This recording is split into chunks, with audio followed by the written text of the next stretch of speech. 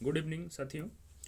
Class 10 का final exam 2025 में जो बच्चे देने वाले हैं उनके लिए स्टार्ट किए गए इस रिवीजन सीरीज में आज का हमारा टॉपिक है समांतर श्रेणी अर्थमेटिक प्रोग्रेशन। तो स्टार्ट करते हैं आज का टॉपिक को। ठीक है, समांतर श्रेणी होता क्या है। ठीक है, तो ये आप एग्जाम्पल देख सकते हैं। शुरू में मैंने दिया है 2 4 6 8, ये देखिए 6 6 6 6 -3 -2 -1 0। इसमें कॉमन चीज़ क्या है आप देख रहे होंगे। कॉमन चीज़ लग रहा है कि इसमें गैप कितना का है। गैप 2 का है, यहाँ पर भी गैप कितना का है 2 का, यहाँ पर भी कितना का गैप है 2 का। इस कंडीशन में गैप कितना है 0 का, 0 का गैप है। इस कंडीशन में कितना गैप है तो +1 का। ठीक है, -3 +1 -2 हो जाएगा, -2 +1 -1 हो जाएगा इस तरीक़ा से। तो देखते हैं क्या होता है। ठीक है, देखिए सूची की प्रत्येक संख्या एक पद कहलाती है। ये जो सूची हमने संख्याओं की सूची है लिखा गया है। ठीक है, ये और भी आगे संख्या बढ़ सकता है। ठीक है, तो ये एक पद, 2 क्या है एक पद है, 4 क्या है एक पद है, 6 क्या है एक पद है। जितना भी संख्या है वो सब क्या है एक पद है। सूची की प्रत्येक संख्या को एक पद कहा जाता है। ठीक है, देखिए आगे, संख्याओं की वैसी सूची जिसमें उत्तरोत्तर, उत्तरोत्तर यानी कि बाद वाली पद, उत्तरोत्तर पदों को इनसे पहले पदों में एक निश्चित संख्या जोड़कर प्राप्त किया जाता है, ऐसी सूची को हम समांतर श्रेणी यानी कि अर्थमेटिक प्रोग्रेशन, शॉर्ट में बोलेंगे हम उसको एपी, एपी में कहा जाता है। क्या बोला गया इसमें कि संख्याओं की वैसी सूची जिसमें उत्तरोत्तर यानी बाद वाली संख्या, जैसे ये संख्या कितना है 6। ठीक है, 6 उत्तरोत्तर पद में क्या किए हैं, पहले वाले पदों में एक निश्चित संख्या जोड़ा गया है। ये 4 में कितना जोड़ा तो 6 बन गया, तो भाई 2 जोड़े। ठीक, उसी तरीक़ा से 6 में कितना जोड़ा गया, 6 में कितना जोड़े कि 8 बन गया। यहाँ पर भी 2 है, यहाँ पर भी कितना जोड़ा गया था 2, और 2 में कितना जोड़े कि 4 बन गया। यहाँ भी कितना है 2। हर जगह पर ये संख्या निश्चित संख्या क्या है समान है। ठीक है, वो जो निश्चित संख्या हो गई, निश्चित जुड़ने वाली उस संख्या को एपी का सार्व अंतर यानी कि कॉमन डिफरेंस कहा जाता है। सार्व अंतर मतलब हर जगह अंतर क्या होगा बराबर। यहाँ भी अंतर कितना था 2, यहाँ भी 2, यहाँ भी 2। अगर ये एपी में है तभी ऐसा हो सकता है। ठीक है, और ऐसे नहीं होगा जैसे मान लीजिए कहीं 1 लिखे, कहीं 5 लिख दिए, फिर 3 लिख दिए, फिर 8 लिख दिए, 16 लिख दिए, इस तरीक़े से। तो यहाँ पर क्या है कोई सार्व अंतर फिक्स नहीं है, तो वो उसको हम एपी में नहीं बोलेंगे। जहाँ पर सार्व अंतर यानी कॉमन डिफरेंस समान रहेगा उसी को बोलेंगे। और ये जो अंतर है वो धनात्मक भी हो सकता है, ऋणात्मक भी हो सकता है, और वो शून्य भी हो सकता है। इस कंडीशन में अगर देखें तो यहाँ पर अंतर क्या है धनात्मक है, +2 का। यहाँ पर अंतर क्या है शून्य का अंतर है। ठीक है, यहाँ पर अंतर क्या है +1 का। हम -1 का भी दे सकते हैं इस तरीक़ा से, -1 -2 -3। तो इस कंडीशन में अंतर क्या हो जाएगा, इस कंडीशन में अंतर -1 का हो जाएगा। तो अगर एपी क्या हो गया कि जिसमें उत्तरोत्तर पद यानी कि बाद वाला पद पहले वाले पद में एक निश्चित संख्या को जोड़कर बनता हो, और वो संख्या क्या कहलाता है सार्व अंतर यानी कॉमन डिफरेंस, जो कि पद के हर दोनों लगातार पदों के बीच क्या रहेगा वो समान रहेगा, और वो धनात्मक ऋणात्मक और शून्य कुछ भी तीनों हो सकता है। ठीक है, अब आते हैं एपी का व्यापक रूप पे। जैसे हम लोगों ने ऊपर एग्जाम्पल देखा कि 2 4 6 8। ठीक है, ये व्यापक रूप है ए + D, a + 2d, a + 3d। क्या है देखिए, ये दोनों में अगर अंतर देखेंगे तो क्या अंतर है डी आ रहा है। अगर ये तीसरे पद और दूसरे पद में अंतर देखें तो यहाँ पे भी अंतर कितना आ रहा है डी, यहाँ पर भी अंतर कितना आ रहा है डी। तो ये क्या हो गया एपी का ये फॉर्मेट हो गया लिखने का। ठीक है, अब आते हैं टाइप्स ऑफ एपी। जिस एपी में पदों की संख्या परिमित हो यानी कि फाइनाइट हो यानी कि सीमित हो, जैसे 10 पद हो गया, 15 पद हो गया, सीमित हो, तो उसको क्या बोलते हैं परिमित एपी यानी कि फाइनाइट एपी कहते हैं। एग्जाम्पल ग्रुप में ये एक एपी लिखा गया है, देखिए 1 3 5 7। यहाँ पर अंतर कितना है 2 का, ये भी अंतर कितना 2 का, 2 का अंतर, 2 का अंतर। तो ये क्या है, ये हम बोल सकते हैं कि ये पूरा का पूरा एपी में है, क्योंकि हर दो पदों के बीच का अंतर कितना है 2 ही है। ठीक है, और इसमें अंतिम पद कितना है 13 कौन सा पद है इसमें अंतिम पद 13 का आगे कोई पद नहीं है। तो ये बोल सकते हैं कि ये कैसा एपी है, तो ये परिमित एपी है, फाइनाइट एपी है। इसमें कितने पद हैं तो 1 2 3 4 5 6 7, कितने पद हो गए इसमें 7 पद हो गए। ठीक है, दूसरा कंडीशन, जिस एपी में पदों की संख्या परिमित नहीं हो उसे अपरिमित एपी यानी कि इनफाइनाइट एपी अर्थमेटिक प्रोग्रेशन कहते हैं। जैसे एग्जाम्पल ग्रुप में ये 7 5 3 1, ये भी एपी में है, सबके बीच का अंतर देखिए कितना का अंतर है 2 का, यहाँ भी अंतर 2 का, यहाँ भी अंतर 2 का, अंतर कितना है 2 का, लेकिन ये और भी आगे ये टर्म जा रही है, तो इसमें कितना पद होने वाला है वो फिक्स नहीं है। तो ये क्या हो गया, ये हो गया अपरिमित एपी यानी कि इनफाइनाइट एपी। इसमें क्या बोला कि इसमें अंतिम पद नहीं होता है, ये इनफाइनाइट है और आगे और ये और बढ़ेगा। ठीक है, आगे बढ़ते हैं। कुछ पॉइंट्स जो ध्यान देने लायक है, इसमें ध्यान देना है। कोई भी एपी हम लोग लिखते हैं, एक संख्याओं की सूची लिखे, तो उसमें ये जो लिखा गया है फॉर्मेट, ठीक है, इसमें ए मतलब क्या हो गया, ए हो गया प्रथम पद, वो जो एपी है उसका प्रथम पद क्या कहला गया, ए। ठीक है, नामकरण कर रहे हैं।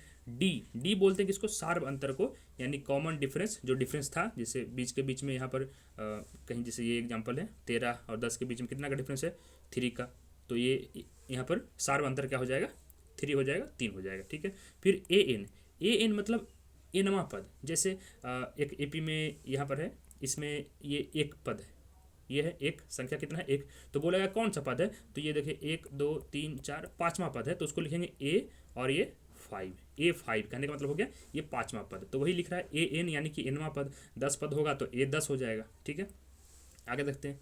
यदि किसी एपी में एम पद हो, ठीक है, पदों की कोई संख्या हो, और ए एम जो है वो एपी का अंतिम पद हो।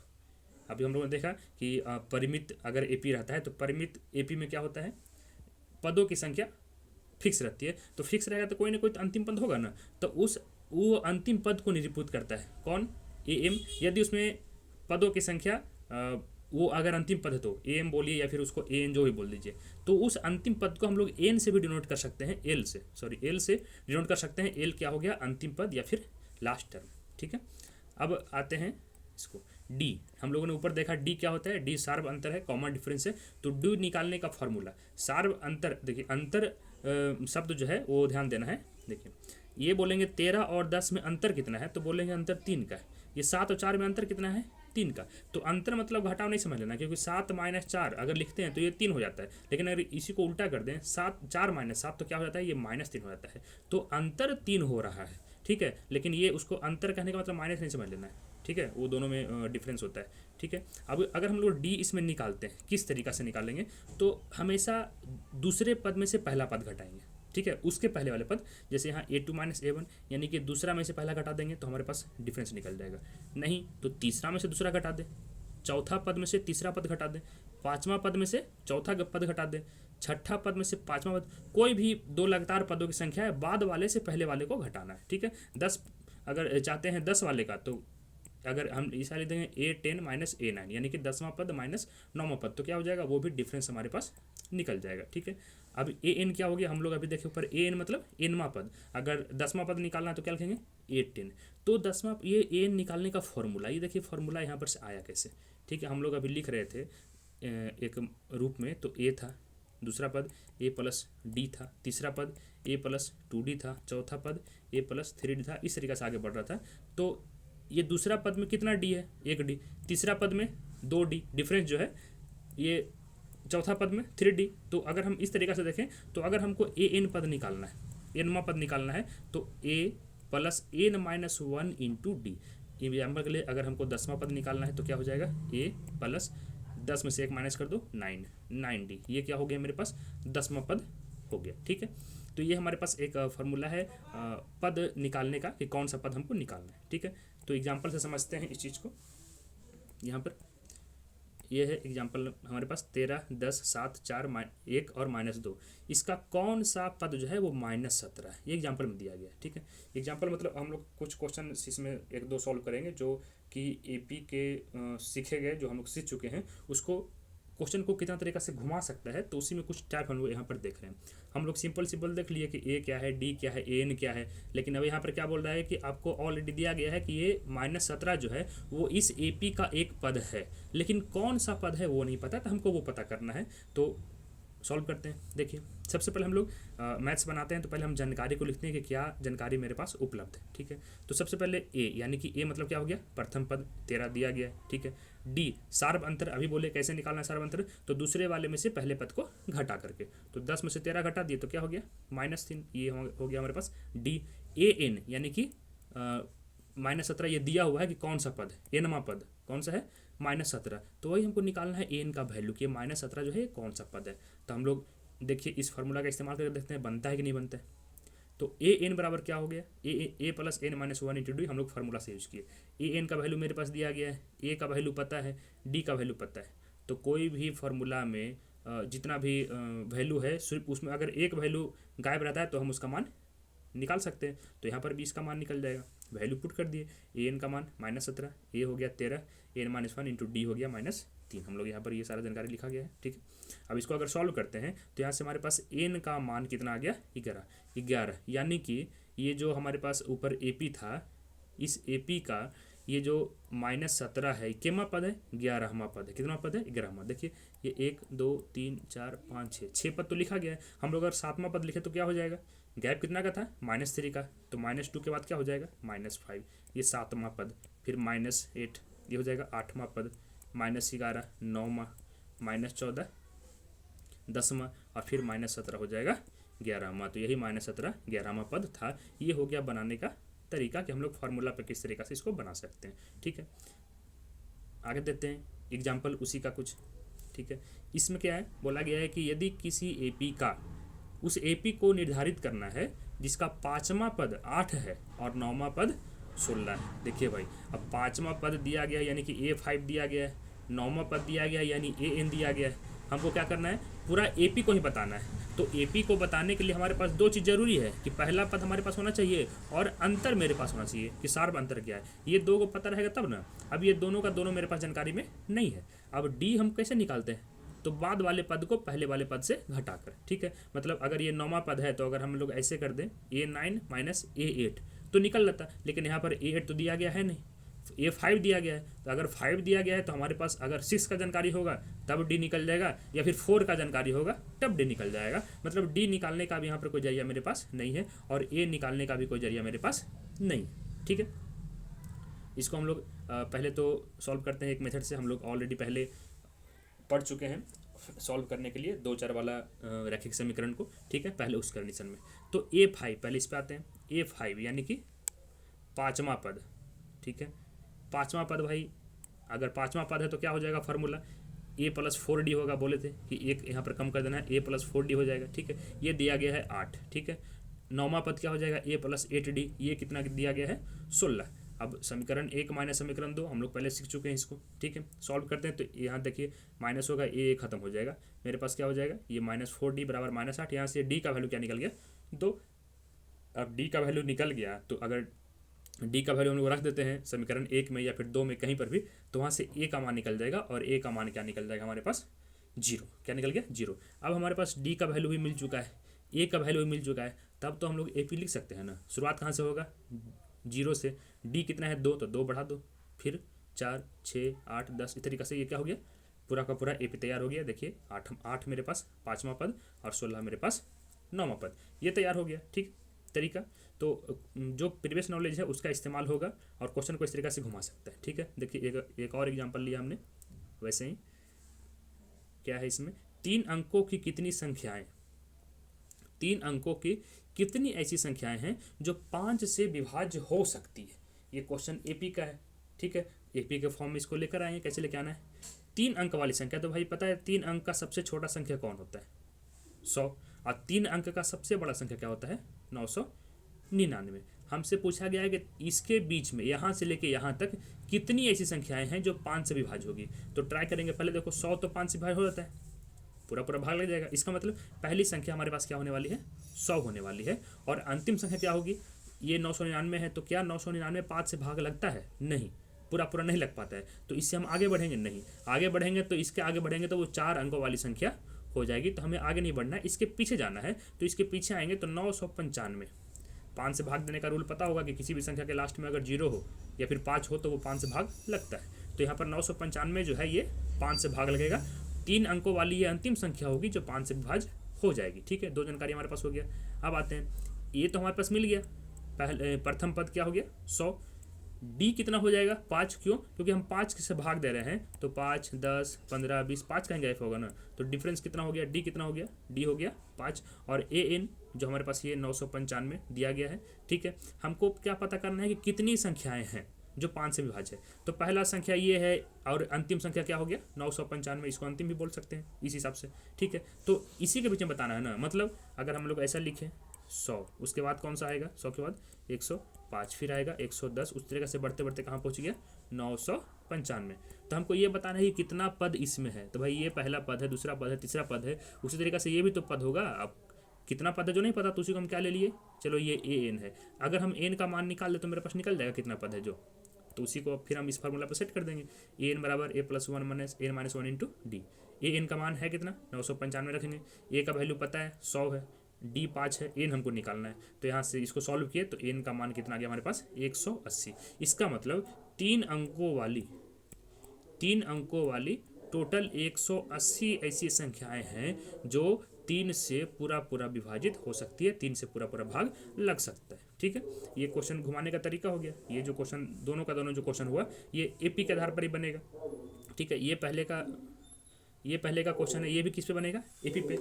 क्वेश्चंस कई तरीका से आ सकते हैं कि ये गायब कर दिया, कभी वो गायब कर दिया, बनेगा इसी पे। बस सबको ठीक से लैंग्वेज को पढ़ के उसको फॉर्मेट पर लेकर के आना है। ठीक है, आगे आते हैं। ठीक है, ये हो चुका है।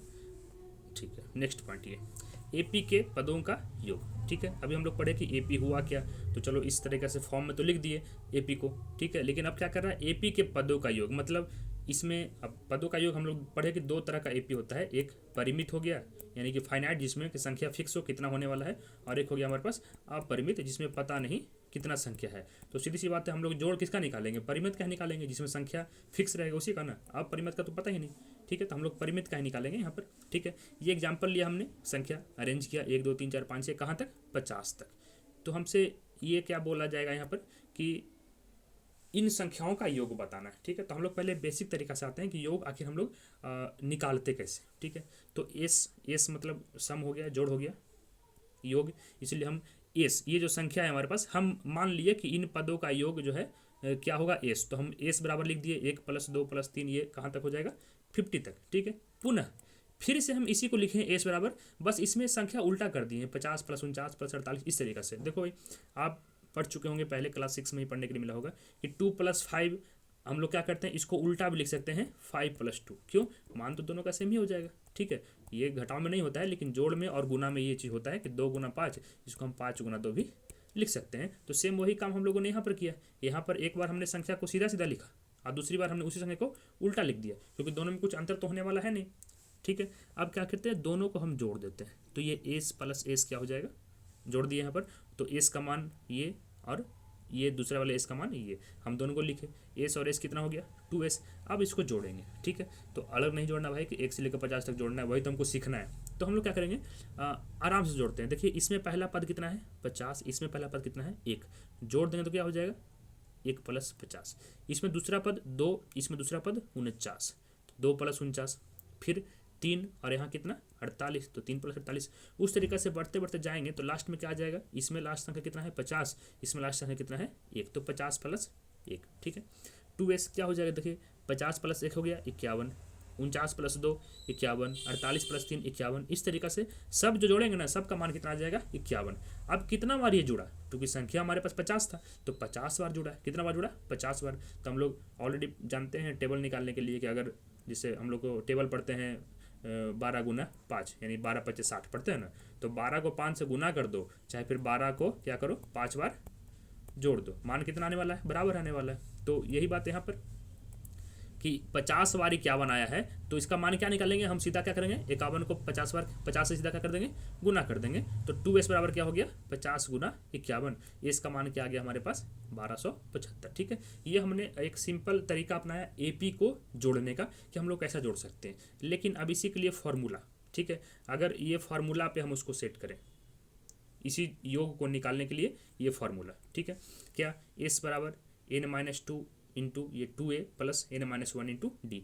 एस क्या हो जाएगा सम यानी कि योग, किसका योग, तो पूरे एपी का योग। ठीक है, एन क्या है नंबर ऑफ टर्म यानी पदों की संख्या, ए क्या है हमारे पास पहला पद, एन क्या है वही नंबर ऑफ टर्म, और डी क्या है सार्व अंतर यानी डिफरेंस, क्या दोनों के बीच में अंतर है जो। अगर इस फार्मूला पर हम रखें तो एस बराबर इस कंडीशन में जो एग्जाम्पल हम लोग देखे, इसमें कितना संख्या था टोटल 1 से लेकर 50 तक, यानी कितना संख्या हो गया 50 संख्या। ठीक है, तो s बराबर हो गया n/2 यानी कि 50/2, 2 गुना ए क्या था, पहला संख्या 1 था तो 2 गुना 1 हो गया, plus N minus 1 into d. अंतर भी कितना था, 1 था, और ये एन का मान कितना संख्या टोटल संख्या था 50, अंतर देख लो, 2 माइनस 1 कर दोगे 1 आ जाएगा। ठीक है, ये अंतर हो, तो सारा मान हम लोग को यहाँ पर पता है, बस उसको यहाँ पर वैल्यू पुट किए, तो ये 50/2, ये 2 गुना 1 2, प्लस ये 49 गुना 1 49। सॉल्व किया तो देखो भाई फिर से वही आ गया 50 गुना 51/2। यहाँ पर भी तो वही आया था ना 50 गुना 51/2, तो 1275। आप इसको इस तरीका से सॉल्व करिए या फिर इसको इस तरीका से सॉल्व करिए, दोनों सेम चीज़। ठीक है, ये क्या हो गया हमारे पास बेसिक तरीका कि आप कैसे जोड़ सकते हैं, लेकिन इसमें टाइम लगेगा, तो फार्मूला का इस्तेमाल हम लोग उसीलिए करते हैं ताकि टाइम का सेविंग हो सके। ठीक है, आते हैं नेक्स्ट पॉइंट पे। देखिए इसी फार्मूला को लिखने का तरीका, हम लोगों ने फार्मूला क्या पढ़ा कि एस बराबर n/2 2a plus n minus 1 into D. इसी को लिख दे रहे हैं, तोड़ रहे हैं। देखिए n/2, ये 2a जो है, 2a को हम लिख सकते हैं a प्लस a 2 बार, तो लिख दिए a प्लस a, और बाकी सब सेम टू सेम वैसे ही। अब देखिए n/2 और ये a का a लिख दिए, और इसके बदले में क्या लिख दिए n। हम लोग को पता है कि an का फार्मूला क्या था, an का फार्मूला था a plus n minus 1 into D. तो यहाँ पर तो वही ना है a plus n minus 1 into D, तो इसके बदले में हम डायरेक्ट क्या लिख दिए n। तो एस का ये भी फार्मूला हो सकता है। ठीक है, कहीं कहीं पर अगर डायरेक्ट हमको an पता हो सकता है d नहीं दिया गया है, सिर्फ डायरेक्ट बोल दिया गया कि हाँ 10वां पद ये है, अब योग बताइए, पहला पद दे दिया गया, तो डायरेक्ट इस फार्मूला का इस्तेमाल कर लेंगे। ठीक है, यदि an जो है वो अंतिम पद है, यदि an अंतिम पद है तो क्या कर देंगे, हम लोग को पता है कि an अगर अंतिम पद है तो अंतिम पद को हम लोग l भी तो लिख सकते हैं ना, पहले पढ़े हैं तो l लिख सकते हैं, तो डायरेक्ट जो an है उसको हम क्या कर देंगे l कर देंगे, तो क्या हो जाएगा s बराबर n/2 a प्लस l, यानी कि अंतिम पद। हमारे पास बेसिक फार्मूला यही है, और उससे ये निकला, अंतिम पद है तो उससे ये रह गया, सब एक ही चीज़ है। ठीक है, आगे आते हैं नेक्स्ट पॉइंट पे। देखिए एक एग्जांपल कुछ प्रैक्टिस करेंगे इसी आधार पर जो अभी हम लोगों ने देखा फार्मूला। ठीक है, उस एपी के 51 पदों का योग ज्ञात करिए जिसका दूसरा पद 14 है और तीसरा पद 18। दूसरा पद 14 और तीसरा पद 18, टोटल पद कितना है 51 बोला गया है, और हमको सबका क्या बताना है योग, 51 पदों का क्या बताना है योग। तो फार्मूला पता हम लोग का ये होगा, जानकारी लेते हैं पहले क्या क्या जानकारी है इसमें। तो सबसे पहले हम लोग जानकारी को लिखते हैं, दूसरा पद दिया गया है यानी a2 का मान कितना है 14, तीसरा पद दिया गया है यानी a3 का मान कितना 18, और n यानी कि नंबर ऑफ टर्म टोटल पद कितना है 51। तो यहाँ से तो हमको d का वैल्यू निकल जाएगा, देखो a3 माइनस a2 कर देंगे तो d का मान कितना आ गया 4। ठीक है, अगर d का मान 4 आ गया तो भाई दूसरा पद मेरे पास कितना था 14, तो पहला पद क्या हो जाएगा, तो इसमें से 4 माइनस कर देंगे तो क्या हो जाएगा पहला पद 10, तो a का मान यहाँ से क्या हो गया 10। अब हम इसको पहले AP के फॉर्मेट में लिखते हैं। AP देखिए पहला पद पता है 10 है, दूसरा 14, तीसरा 18 दिया गया है, डिफरेंस कितना है 4, तो इस तरीका से बढ़ते बढ़ते टोटल कितना पद है 51 पद। तो 51 पद को हम लोग क्या लिखेंगे, 51वां पद को क्या लिखेंगे A51 लिखेंगे, तो हम लोगों ने लिख दिया। अब क्या करना है, इसको हमको जोड़ना है, ऐड करना है, तो फार्मूला पे आ गए n/2 2a plus n minus 1 into d. N का संख्या पता है कितना है 51, तो 51/2, ए पता है 10 तो ये 2 गुना 10, एन कितना है 51 माइनस 1 और गुना डी का मान कितना है 4। अब इसको सॉल्व किए तो मेरे पास आ गया ये 5610, यानी कि इसके ये जो एपी है हमारे पास, इसका जो टोटल 51 पद होगा इसका योग कितना हो जाएगा, टोटल कितना हो जाएगा योग 5610, 5610। फार्मूला पे हमने इसका इस्तेमाल किया। ठीक है, फिर आते हैं आगे, देखिए इस पॉइंट को, यदि A B C A P में हो तो बी बराबर क्या होता है ए प्लस सी बाई 2। इसको क्या बोलते हैं, इसको बोलते हैं समांतर माध्य, जो बीच वाला है ना, बोलेंगे बी क्या है ए और सी का समांतर माध्य है, यानी दोनों का बीच का संख्या है। ए पी का 2 संख्या ऐसा ही होता है। इसी कंडीशन में आप देख लीजिए, ये 10 14 18 है, अगर इसको हम ए बी सी मान लेते हैं, ठीक है, तो बी बराबर यानी कि क्या है ए प्लस सी बाई 2, यही ना है। अब देखिए बी का मान कितना है 14, ए प्लस सी करेंगे कितना हो जाएगा 18 और 10 कितना हो जाएगा 28, 28/2 कितना होता है 14 होता है ना। तो कोई भी एपी में अगर है तो उसका जो बीच का पद है वो क्या है, दोनों पदों के योग के बटा 2 कर देंगे तो उसके बराबर वो आ जाए है। तो यहाँ तक हमारे पास था पॉइंट, आगे नहीं है, यही देखना है। अब इसमें देखिए ध्यान कहाँ कहाँ पर देना है हम लोगों को।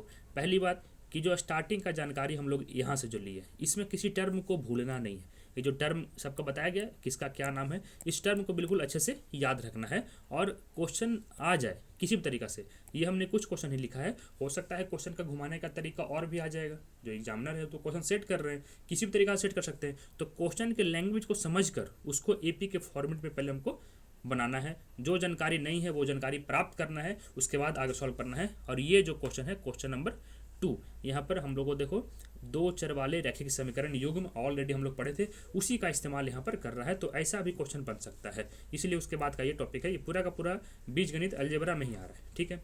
इस तरह की संख्या, इस तरीका से क्वेश्चन जो दिया गया है, कितनी संख्याएं विभाजित है, ये आ सकता है। तो कुछ लेंदी क्वेश्चन ऐसा होता है जो कि एग्जामिनर सेट कर देंगे ताकि आपका दिमाग थोड़ा सा डाइवर्ट हो जाए, लेकिन बिल्कुल फोकस रखना है, लैंग्वेज पे आ जाएगा, ठीक है। इस प्रकार का क्वेश्चन ये तो आसान है, सम वाला, बस सारा जानकारी हमारे पास उपलब्ध होना चाहिए, ठीक है।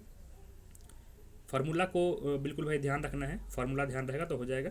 ये समांतर माध्य, इसका कोई पूछने उछने वाला नहीं है ये, लेकिन ये लॉजिकल सेंस है कि आप लगा देना है कि किसी भी एपी में जो बीच का पद है वो बाकी दोनों पद का जोड़ के अब बटा 2 से भाग दे दोगे, वो क्या हो जाएगा, उसके बराबर होता है। तो ये हमारे पास हो गया अलजेब्रा, जो हम लोग बीजगणित पढ़ रहे थे। उस क्रम में हम लोग जो रिवीजन कर रहे हैं, सबसे पहले हम लोग बहुपद में आए थे, पहला चैप्टर। उसके बाद हम लोग दो चर वाले रैखिक समीकरण युग्म में भी आ गए। उसके बाद हम लोग द्विघात समीकरण के बारे में भी सीख लिए। और ये हमारे पास हो गया समांतर श्रेणी यानी कि अर्थमेटिक प्रोग्रेशन एपी, ठीक है। तो ये पूरा का पूरा बहुपद में, ये अलजेब्रा में आ रहा था बीजगणित में, ये चैप्टर हमने कंप्लीट किया। अब इसके आगे का टॉपिक देखेंगे क्या सा है, नेक्स्ट बिल्कुल सीरियल में ही चलेगा, इसके आगे का टॉपिक स्टार्ट होगा। आप लोग बस प्रैक्टिस करते रहो अच्छे से, और कोई क्वेश्चन हो, कोई डाउट हो तो कमेंट करिए। धन्यवाद।